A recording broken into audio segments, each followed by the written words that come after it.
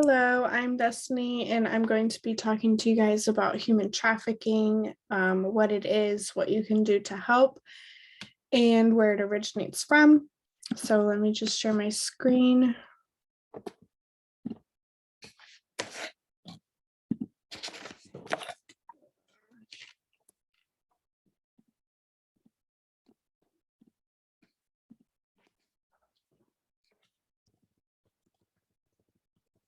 Okay. So human trafficking, 2020, 50% of the girls that were trafficked were under the age of 18. Human trafficking is basically modern day slavery, and 77% of human trafficking is sex trafficking. I'm going to be using sources such as the Department of Homeland Security and the United States Department of State. So, according to the Homeland Security, human trafficking involves the use of force, fraud, or coercion to obtain some type of labor or commercial sex act. That is their definition of human trafficking. There are 20 million people being trafficked in the world today, and the most common form is sex trafficking. I am going to be telling you what exactly human trafficking is, the signs, and how it happens. Like that. So California and Texas have the highest number of cases in the United States. And living in California, this is pretty scary because you never know who could be a trafficker. There are sites where you can look up sexual predators in your area, and it's very scary to know how many people around you could potentially want to harm you or force you into labor. Traffickers profit $150 billion a year from their victims, and it has been reported in all 50 states. The average entry for females is 15 years old, and it's even younger for males. So, according to the United States Department of State, many people may be considered victims if they were born into it, exploited, transported into it, or previously consented to sexual acts or physical labor of their trafficker. The probability of escaping after being put into human trafficking is 1%, and it's estimated that 50,000 people are trafficked in the United States per year, mostly from Mexico and the Philippines, according to DoSomething.org.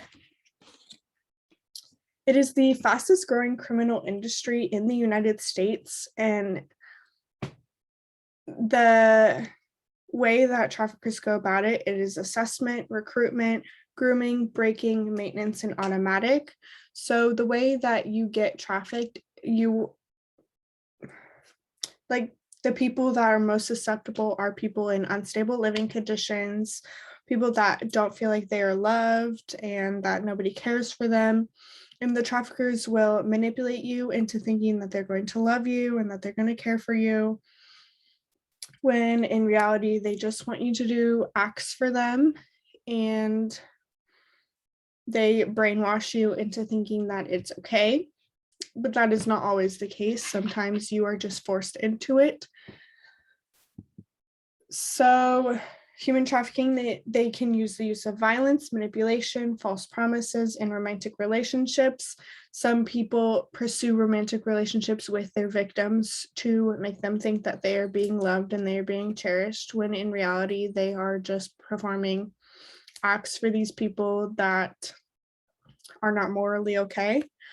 Grooming is building a relationship to manipulate and exploit the people. So I have a personal story. It's not human trafficking per se, but it could have been if it got any further. So one day I was in the hot tub in my neighborhood, and there was a man, and he was just trying to talk to me, make me feel comfortable that he was there. And I was already a little bit uncomfortable. I was trying to mind my own business. And then he came over and he was just like touching me on the leg, touching me on my back. And he knew that I was underage at the time. This happened a few years ago. and he was asking me to go out on a date with him. He was asking me to kiss him. This man told me that he was 45 years old, and I had already texted my mother, and luckily we live very close to the hot tub. She came running, and she told the man to never look at me, never talk to me again. And luckily this has never happened again. But if I had let that situation go any further, I may not be where I am today. So I'm very fortunate for that. So the most common form is sex trafficking, and it could be anywhere from forced prostitution to the pornography industry. People will take pictures of their victims and post it on porn websites to profit money off of their victims, even if they are children. 1 out of 4 victims of human trafficking are children, and on average, the victims are raped 6,000 times during their time of being a victim of sex trafficking. This picture shows that there are 40.3 million people enslaved today around the world. 26% of them are children, and almost 20,000 victims are trafficked into the United States every year.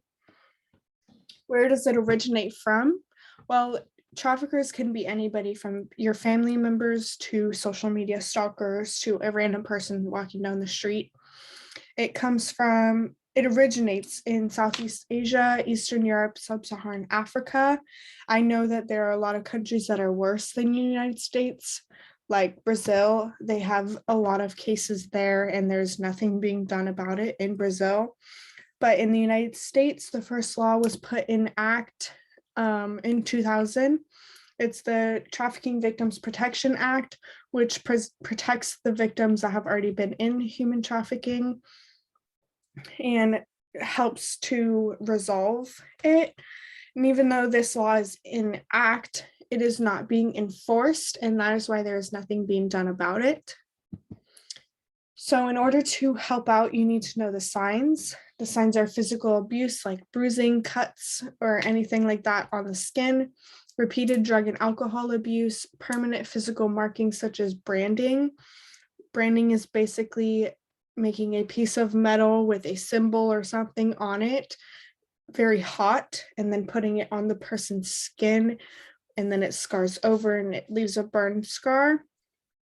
An unstable living condition, change in attitude, avoiding communication, disoriented and confused. Laws need to actually be enforced so that we have less victims, and then we can eventually put an end to it. But as you can imagine, it is very hard to catch all human traffickers because it could literally be anybody just walking down the street. There's no telltale sign that somebody is a human trafficker. So it is very hard to know who to catch unless the victim escapes and is able to report it to the police. So in order to help, what you can do is you can donate to organizations that are trying to help the victims that have gotten out and they want justice. Know the signs and join movements or rallies. I wasn't able to find any near me, but if you just look up human trafficking rally on the internet, I'm sure you can find something that is near you. Some organizations that are helping to put an end to human trafficking and to help the victims are Until All Are Free, JAM, Guardian Group, and Disrupt Human Trafficking.